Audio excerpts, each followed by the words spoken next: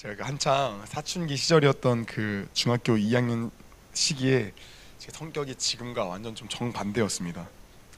지금 제가 화가 나도 그러니까 나름 티를 안 내려고 노력을 하는데 그때는 화가 나면은 그 전혀 노력이라는 걸 하지를 않았어요. 예. 화가 나면 즉시 나 화났어를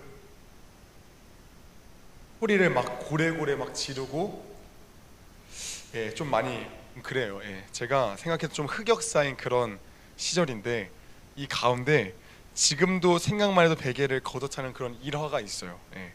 제가 첫 스마트폰을 제가 샀습니다. 그 HTC 스마트폰이라고 혹시 아시나요? HTC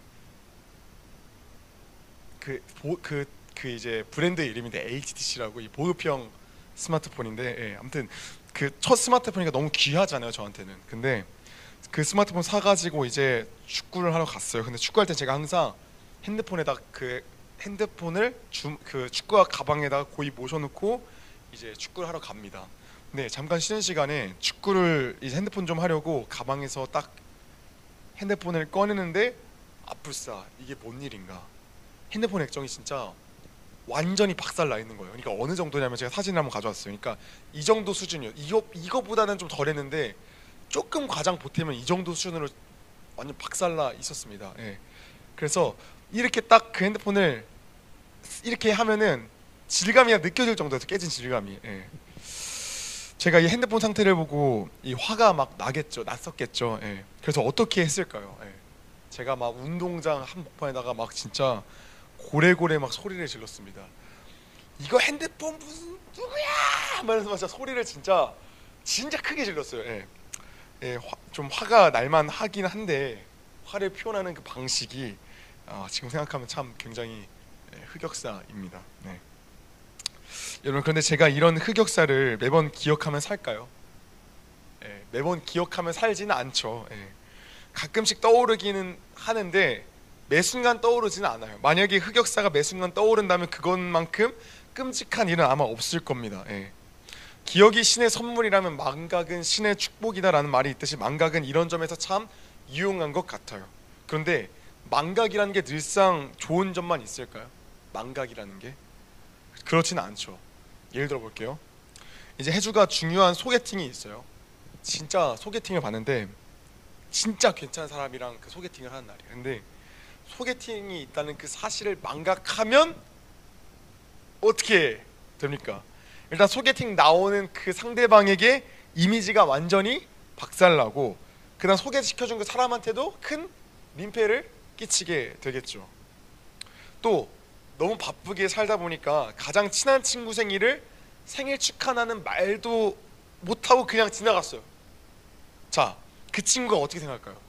진짜 친한 친구인데 그 친한 친구 생일을 그냥 생일 축하하는 말 한마디도 안 하고 아무것도 안 하고 그냥 지나갔어. 그치, 혜주가 보낸 것처럼 쌩 이거지. 그치. 남자들은 사실 여기에 별 생각 없어. 근데 대부분의 자매들은 기분이 상당히 안 좋고 기분이 언짢죠. 그러니까 망각으로 인해서 친구와의 관계가 멀어질 수 있는 거죠. 이처럼 망각은 좋은 점도 있지만 한편으로 좋지 않은 점도 있어요. 자, 예수님께서 십자가에 못 박히시고 돌아가신 뒤에 그 시체가 무덤에 묻혔습니다.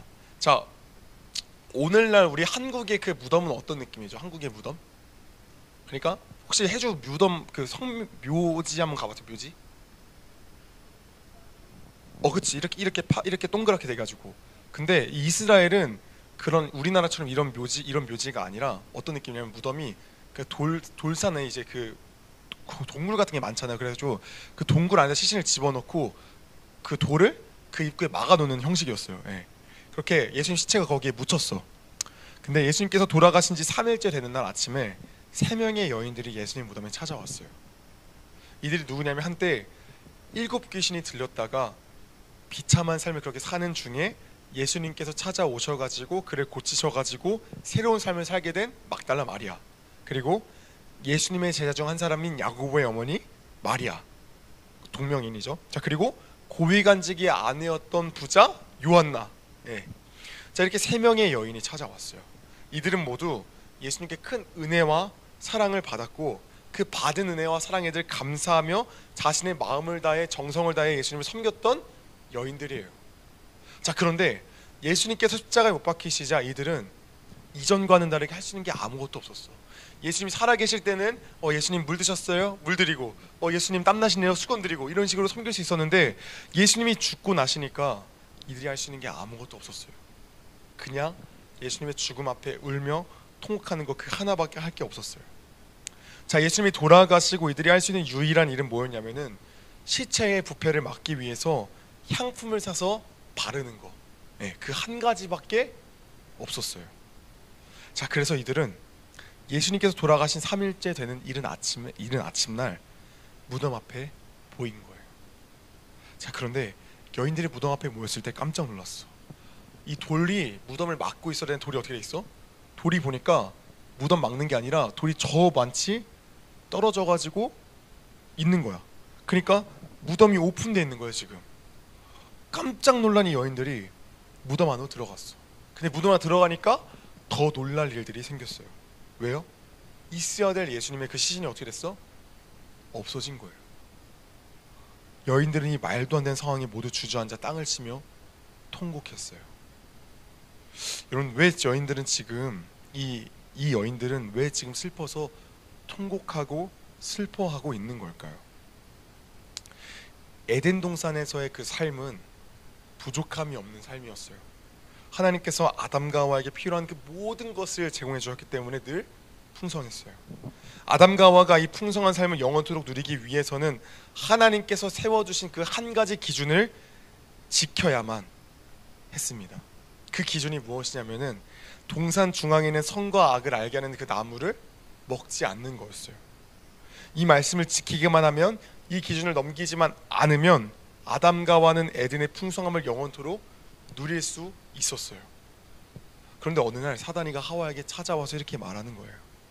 야, 하와야, 정말로 하나님께서 동산 중앙에 있는 동산 모든 나무 열매를 먹지 말라고 하시더냐? 특별히 선악과를 진짜로 먹지 말라고 하시더냐? 라고 묻자 하와가 뱀에게 이렇게 말했어요.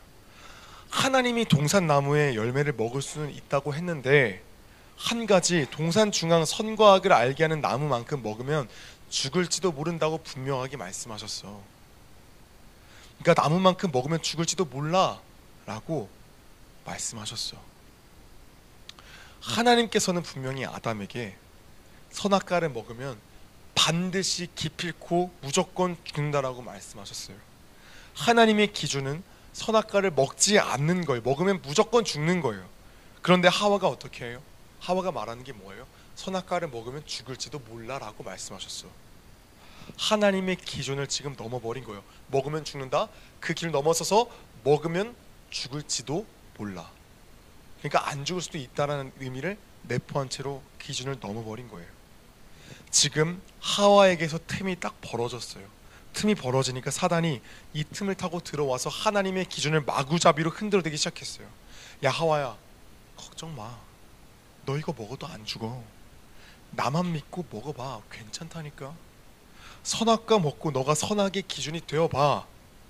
너가 하나님이 되는 거야. 너 이렇게 될까봐 하나님 먹지 말라고 했던 거야. 그러니까 한번 나만 믿고 한번 먹어봐. 사단이 하와를 쥐고 흔들 때에 아담이 어디 있었을까요? 하나님의 말씀을 분명히 들었던 그 아담은 어디 있었을까요? 경작하고 있었을까요? 아니면 동물 이름 지어주고 있었을까요? 아담은 다른 데 있지 않았어요. 아담은 하와 바로 옆에 있었어요. 아담은 사단이 하나님 기준을 흔들고 있다는 그 사실을 너무나도 정확하게 알고 있었어요. 그런데 하와는 하와의 눈앞에 보이는 그 선악과가 너무 아름다운 거예요.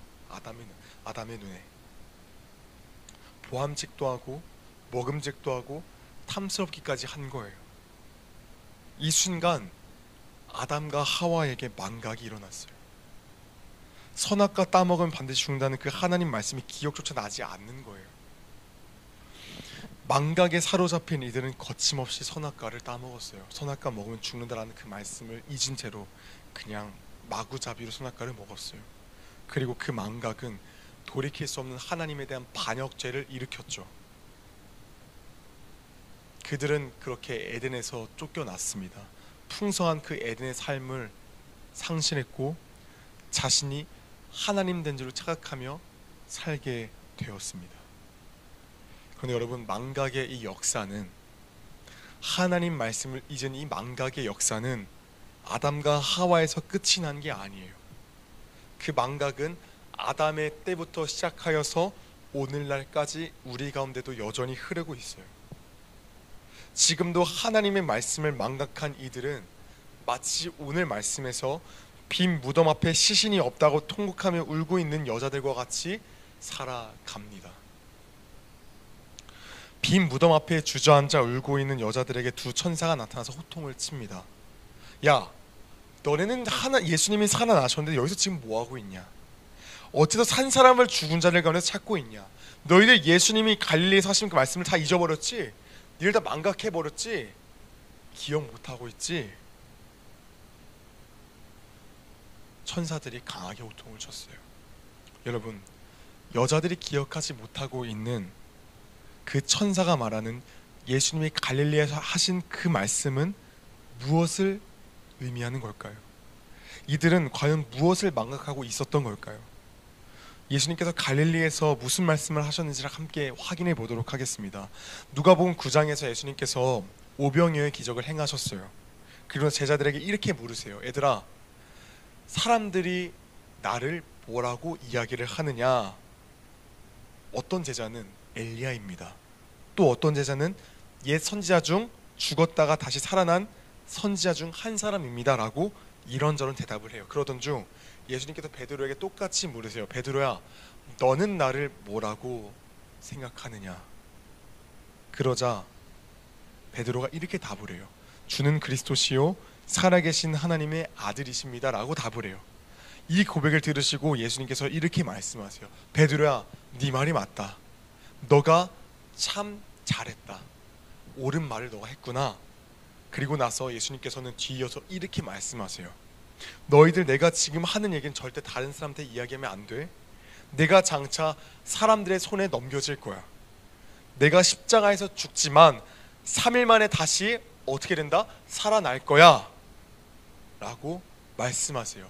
이 장면이 누가복음 9장 22절에 명확하게 이렇게 기록되어져 있습니다. 같이 함께 있습니다. 시작. 이르시되 인자가 많은 고난을 받고 장로들과 대제사장들과 서기관들에게 버림받아 죽임을 당하고 제3일에 살아나야 하리라 하시고. 아멘. 예수님은 갈릴리에서 제자들에게 이렇게 십자가 죽음과 부활에 대해 명백하게 말씀해 주셨어요. 내가 죽임을 당하나 제3일에 다시 살아날 것이다. 또 이뿐만 아니라 제자들에게 또 이렇게도 말씀해 주셨어요.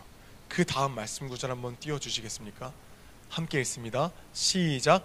그들이 산에서 내려올 때 예수께서 명하 이르시되 인자가 죽은 자 가운데서 살아나기 전에는 본 것을 아무에게 이르지 말라 하시니. 이 말씀 구절 누가복음 22장인데 제가 잘못 넣었네요. 누가복음 9장의 말씀입니다. 누가복음 9장의 말씀이에요. 누가복음 9장 이 말씀에도 똑같이 이렇게 기록되어져 있네요. 인자가 죽은 자 가운데서 인자가 죽은 자 가운데 살아나기 전에는 본 것을 아무에게도 이르지 말라. 그러니까 주님께서는 계속해서 죽음과 부활에 대해 말씀해 주시고 계시는 거예요. 바로 여인들이 망각했던 것은 이 부분입니다. 예수님이 십자가에서 죽으시고 3일 만에 부활하실 것이라는 이 말씀을 망각했던 거예요. 여러분, 이들이 십자가의 죽음과 부활을 망각했다라는 게 무슨 의미를 가지고 있는지 아십니까? 이건 예수님이 죽으시고 부활하실 것을 믿지 않았다는 것과 같은 거예요. 만약 여인들이 예수님의 이 말씀을 믿었다면 향품을 들고 찾아왔겠습니까? 예수님이 죽으시고 부활하실 것을 믿었다면 향품 들고 오지 않았겠죠. 그 향품이 언제 쓰이는 겁니까? 시체에 바를 때 쓰이는 거 아니겠습니까? 예수님이 부활하실 것을 알면은 절대로 향품 가지고 오지 않았을 거예요. 여인들이 예수님의 말씀을 믿지 못했기 때문에 향품을 가져왔던 것이고, 예수님의 부활을 믿지 못했기 때문에 그의 빈무덤은 부활의 증거가 아니라 슬픔의 현장이 될 수밖에 없었던 거죠. 그리고 그들이 가지고 온 그 향품은 예수님에 대한 사랑의 표현이 아니라 믿음 없음의 증거품이 되고 만 거죠. 슬피 울고 있는 여인들을 향해서 천사가 답답해하면서 이렇게 이야기했어요. 얘들아, 예수님이 갈릴리에서 너희한테 이렇게 말씀했잖아. 십자가에서 죽은 다음에 3일을 다시 살아날 것이라고 말씀하셨잖아. 너희들 그거 기억 안 나니? 그제서야 여인들이 지난날 예수님의 말씀을 떠올렸어요. 아, 맞다. 예수님께서 그렇게 말씀하셨지. 예수님께서 갈릴리에서 분명하게 십자가에서 죽으시고 3일 만에 다시 부활하신다고 말씀하셨지. 그렇다면은 이 무덤에 시신이 없다라는 것은 그 예수님 부활했다는 증거잖아. 맞네. 그치? 예수님 말씀하신 대로 부활하셨네. 여인들이 그 말씀들을 떠올렸어요. 그렇게 망각의 늪에서 벗어난 여인들이 예수님의 부활을 확신하고 제자들에게 달려갔습니다. 그들은 숨어있던 제자들에게 이렇게 이야기했어요. 예수님이 부활하셨습니다. 제자들, 예수님이 부활했어요. 예수님이 그 지난날 갈릴리에서 말씀하신 것과 같이 부활하셨습니다 라고 환호성을 치면서 기뻐하면서 외쳤어요. 그런데 그 말을 들은 제자들이 이렇게 반응을 해요. 누가복음 24장 11절 말씀을 같이 함께 있습니다. 같이 함께 있습니다. 시작. 사도들은 그들의 말이 허탄한 듯이 들려 믿지 아니하나. 아멘. 허탄하다라는 말은 헛소리, 말도 안 되는 소리, 미친 사람이 말하는 소리라는 뜻을 갖고 있어요. 그러니까 제자들은 여인들을 향해서 이렇게 이야기를 하고 있는 거예요. 야, 말도 안 되는 소리 하지 마. 야, 무슨 죽은 사람이 다시 태어나. 야, 말이 안 되는 소리잖아. 그거는 너희가 지금 헛것을 본 거잖아 지금. 야, 너희 왜 지금 슬픔에 잠겨있는 우리 가운데 왜 헛것을 말해서 왜 마음 들뜨게 하고 왜 이상하게 하는 거야. 너희 헛소리 하지 말고 그냥 집에나 가라. 잠이나 좀 자라. 너희 잠 못 자서 지금 너희가 헛것을 본 거야 라고 지금 제자들은 지금 여인들을 타이르고 있는 거예요. 제자들은 여전히 망각의 틀에서 벗어나지 못하고 있습니다. 도저히 믿어지지 않던 성질급한 베드로가 이 여인들의 말을 듣고 무덤을 향해 달려갔어요. 그런데 정말 시신은 없고 예수님이 있었던 세마포 옷만 보이는 거예요. 예수님의 시신은 없고 예수님이 있던 세마포 옷만 입었다면은 이것을 보고 베드로가 눈이 열려져서 우와, 정말 여인들의 말대로 예수님이 살아났구나, 진짜 예수님 부활하셨구나, 이걸 깨달아야 되는데 지금 이거를 깨닫지를 못해요. 오히려 그는 혀를 끌끌 차면서 이게 뭘까, 이게 무슨 일일까 하면서 집으로 향합니다. 망각의 틀에서 벗어나지 못한 베드로도 빈 무덤을 확인했음에도 예수님의 부활을 믿지 못했어요. 여러분, 왜 제자들은 예수님의 말씀을 기억조차 하지 못하고 있는 걸까요? 왜 망각했을까요? 이유가 뭘까요? 제자들이 원했던 예수는 십자가에 처참히 죽는 예수가 아니었거든요. 로마의 압제로부터 이스라엘 민족을 해방시켜가지고 다윗과 같은 강력한 왕국을 건설하는 것을 그들은 보고 싶었거든요. 그렇게 세워진 왕국에서 예수님 황제 자리에 앉으시고 자신들은 화려한 고관대작 그 옷을 입고 그 예수님의 좌우편에 서는 그것들을 바라보고 그것들을 원했거든요. 그들은 보암직도 하고 먹음직도 하고 탐스러운 그 세상의 인본주의 가치를 바라보다가 예수님의 그 말씀을 완전히 잃어버리고 만 거예요. 여러분, 세상을 바라보면 반드시 말씀을 잃어버리는 망각 증상에서 벗어날 수가 없습니다. 그렇게 말씀을 잃어버린 제자들은 십자가에 처참히 죽은 예수가 우리의 구원자이며 만왕의 왕이며 이 세상의 주권자라고 하는 것이 전혀 보이지가 않았고 믿어지지가 않았어요. 상상조차 할 수가 없었어요.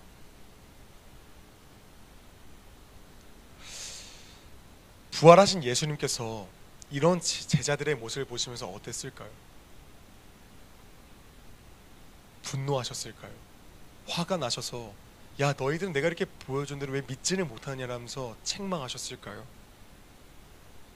예수님 놀랍게도 분노하지 않으셨고 책망하지도 않으셨어요. 예수님은 망각의 늪에서 벗어나지 못한 제자들을 직접 찾아가셨어요. 그 말씀을 상실해 버렸고 그 말씀 간에 거하지 아니하고 세상 바라보는 그 제자들을 향해서 직접 나아가셨어요.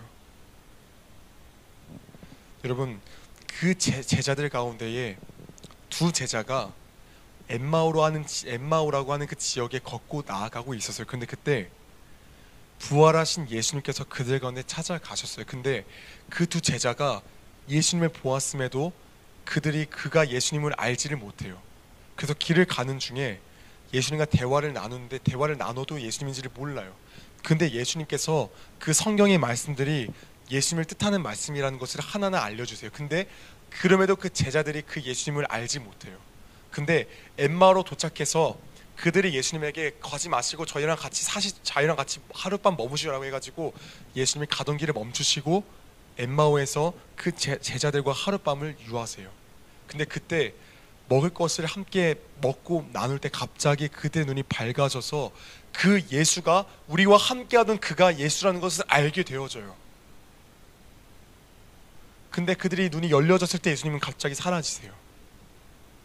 예수님은 두 제자를 직접 찾아가셔서 예수님이 부활하셨다라는 것을 지금 직접 가르쳐 주시고 계시는 거예요.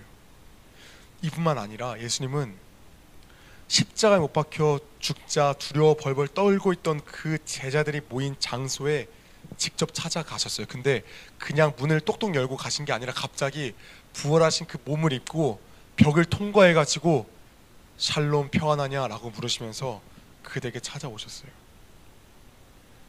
그들은 그 예수님을 그 자리에서 만났어요. 그러면서 그 자리에 없던 도마에게 찾아가서 자신의 못 박힌 손과 뚫린 허리를 직접 보여주셨습니다. 혜주가 생각했을 때 예수님께서 이렇게까지 부활하신 것을 보여주시면 믿어야 될까요? 안 믿어야 될까요? 믿는 게 정상이잖아요. 그렇죠? 근데 놀랍게도 제자들은 그 부활하신 예수님 직접 만났고 손과 발을 봤음에도 불구하고 그 예수님 믿지 않아요. 오히려 제자들은 각자 살 길을 찾아 떠나갑니다. 이런 제자들의 모습 혜주가 봤을 때 괘씸합니까? 괘씸하지 않습니까? 제가 봤을 때 이건 너무 괘씸합니다. 예수님이 절대 찾아가선 안 되는 그런 악한 인간들이에요. 그런데 그럼에도 예수님은 그들을 포기하지 않으세요. 그럼에도 예수님은 그들을 포기하지 아니하시고 그들에게 찾아가세요. 갈릴리 호숫가에서 그들은 물고기를 잡고 있었습니다. 그런데 그들을 찾아가서 그 예수님께서는 깊은 곳에 나아가서 물고기를 잡으라 말씀하세요. 그들은 여전히 그 말씀하시는 그가 예수님인지 모르고 그 사람의 말을 따라서 물고기를 잡으러 나아가요. 근데 물고기가 엄청나게 많이 잡힌 거예요. 그러자 그 가운데 베드로가 저분이 예수님이구나 알고 깨닫습니다. 예수님께서는 그들이 잡아온 물고기를 가지고 숯불에다가 그 물고기를 요리해 주셨어요. 그들의 허기진 배를 채워주기 위해서 떡과 숯불을 준비해서 그들에게 만들어 주시는 거예요. 여러분, 그런데 왜 하필 숯불이었을까요? 베드로가 그 숯불째다가 그 불째다가 예수님을 3번이나 저주하고 부인하지 않았습니까? 십자가상에서 너 저 예수의 제자 맞지? 너도 저 예수와 한패 맞지라고 했을 때 베드로가 불째면서 뭔 소리야, 내가 저 예수를 어떻게 알아? 저 예수는 나와 상관없어, 절대로 나와 관계없는 사람이라고 저주까지 했는데 예수님께서 그 불을 요리하시면서 그에게 찾아오셔서 너가 나를 사랑하냐 계속해서 물어보세요. 베드로의 입장이 어떻겠습니까? 할 말이 없었겠죠. 고개를 푹 숙인 채로 예수님을 향해 죄송합니다 소리만 반복했겠죠. 예수님, 저는 당신을 볼 자격이 없습니다. 왜 찾아오셨습니까? 나 같은 놈은 그냥 버려버리시지 왜 찾아오셨습니까?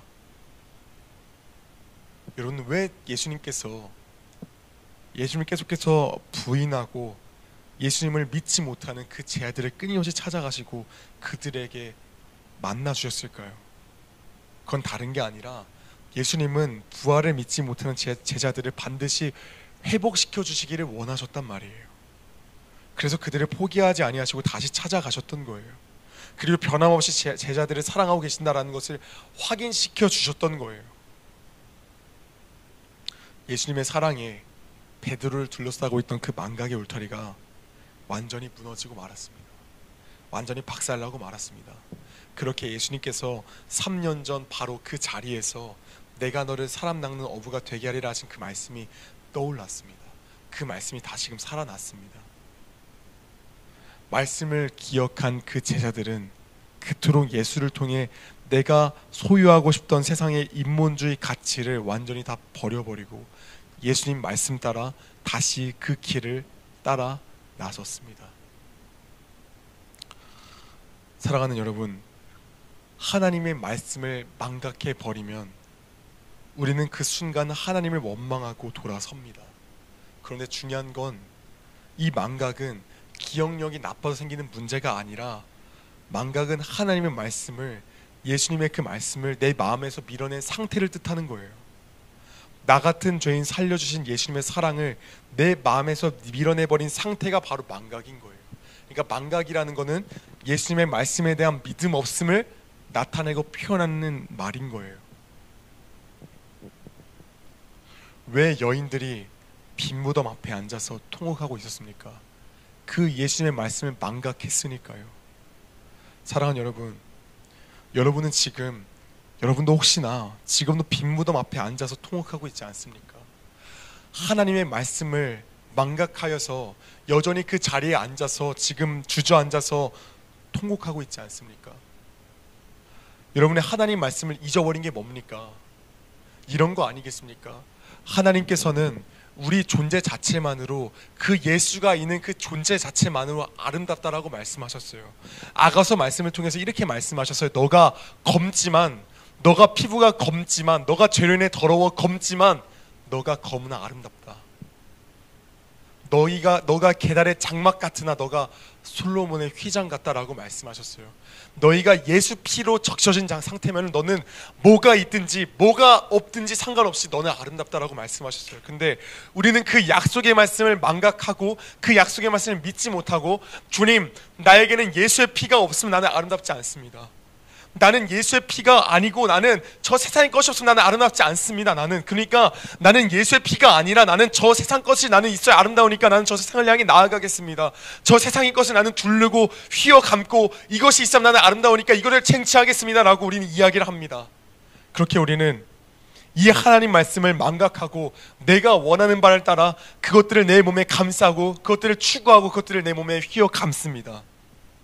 그래서 수많은 기독교 청소년들이, 그리고 저 같은 우리 같은 성도가 날마다 어떻게 살아갑니까? 날마다 돈을 추구하고, 날마다 명예를 추구하고, 성적도 추구하고, 인정 욕구로 추구하고, 온갖 것들을 다 추구하면서 세상 것들을 다 감아버리죠. 왜냐하면 우리는 너 예수 있는 그 자체로 너가 아름답다는 그 말씀을 믿지를 못하니까요. 예수 하나로 어떻게 아름답습니까? 내 현실의 모습을 보세요, 주님. 나는 내가 뭐가 아름다울 게 있어요? 예수 하나만으로 내가 어떻게 아름답습니까? 예수 말고 저게 있어야 아름답죠 하는 그 마음이 우리 가운데 있잖아요. 그러니까 우리는 그 말씀을 믿지 못하니까 날마다 저 세상을 향해 나아가는 거 아니겠습니까? 사랑하는 여러분, 여러분도 혹시나 이런 빈무덤 앞에서 하나님 말씀을 망각해서 통곡하고 있지 않습니까? 그것들 쟁취하지 못해서, 그것들 얻지 못해서 울고 앉아있지 않습니까? 사랑하는 여러분, 우리가 그 빈무덤 앞에 앉아서 통곡하고 있을 때 제자들과 같이 모여서 우리가 이제 어떻게 하냐, 예수님 때문에 우리가 한 자리씩 차지할 줄 알았는데 어떻게 하냐라고 좌절하고 있는 그 제자들을 향해서 누가 갑니까? 예수님이 찾아오시는 거예요. 예수님이 이렇게 말씀을 통해서 우리 한 사람 한 사람 가운데 찾아오시는 거예요. 그 예수님은 절대로 포기하지 아니하세요. 우리는 우리 자신을 너무도 쉽게 포기해요. 에라 모르겠다, 될 대로 되라 하면서 우리는 우리 자신을 그냥 완전히 포기해 버려요. 하나님 말씀대로 살지 못하는 것들을 그냥 완전히 주저앉아가지고 내가 여기가 좋사오니 하면서 그냥 거기에 완전히 눌러 앉아서 세상의 것을 그냥 덕지덕지 바르고 앉아 있는 거예요. 근데 여러분, 그리스도인은 스스로를 포기할 그 자격조차도 상실된 자들이에요. 왜냐하면 예수님께서 그 자리에 가만히 앉아 있는 걸 못 보시거든요. 예수님께서는 우리가 그 안에 주저앉아 있으면, 그냥 눌러 앉아 있으면은 우리 한 사람 한 사람을 잡아다 끌어서 다시금 세우십니다. 사랑하는 여러분, 우리 예수님께서 여러분을 포기하지 아니하십니다. 여러분이 여러분을 포기할 수가 없습니다. 예수님이 여러분을 포기하지 아니하시기 때문에 우리는 우리 자신을 포기할 수 없습니다. 사랑하는 여러분, 예수님께서 말씀을 통해 지금 말씀하고 계십니다. 빈 무덤 가운데 앉아 통곡하는 우리 간에 말씀하고 계십니다. 예수님의 말씀을 기억하라. 예수님의 말씀을 다시금 기억하라. 그 말씀을 다시금 붙잡아라. 말씀이신 예수님께 다시금 나아가라. 말씀하고 계세요. 여러분, 그 말씀을 외면하고 그 말씀을 밀어내면 우리 주님께서는 우리를 저 천국으로 인도해 가셔야만 하기 때문에 저 징계의 채찍으로 우리를 치시고 다시금 돌이키게 하실 겁니다. 그러니까 그 전에 말 들었으면 좋겠습니다. 그 전에 우리가 예수님 말씀 들릴 때에 듣고 반응했으면 좋겠습니다. 사랑하는 여러분, 우리 예수님께서 세상 끝날까지 우리와 함께 하십니다. 그 함께 하시는 그 예수님 안에서 날마다 평안으로 날마다 나아가기를 원합니다. 말씀이신 예수를 붙잡기를 원합니다. 그 예수를 붙잡는다는 거 어려운 것이 아닙니다. 날마다 아침에 일어나서 핸드폰 볼 그 시간에 말씀을 읽고 오늘 하루 큐티할 것들을 묵상하고, 이 말씀은 왜 이런 말씀일까 고민하고 묵상하면서, 하나님 이 말씀이 왜 이런 말씀일까요 물으면서 날마다 그 말씀을 읊조리면서, 주님 이 말씀이 뭘까요? 정말 이 말씀이 뭘까요? 이 말씀 간에 예수님이 어떤 예수님으로 보여지는 걸까요? 묻고 하면 우리 주님께서 알려주실 겁니다. 아침부터 그 말씀을 붙잡는 거, 그것이 우리가 해야 할 일입니다. 그것이 말씀을 붙잡는 겁니다. 사랑하는 여러분, 그 말씀을 붙잡고 그 예수님의 은혜와 사랑이 우리 간에 넘쳐났으면 좋겠습니다. 예수님 망각할 수 있습니다. 그러나 그 말씀을 다시금 돌이켜서 그 말씀 안에 거하며 살아가는 우리 모두가 되기를 예수님의 이름으로 소망합니다.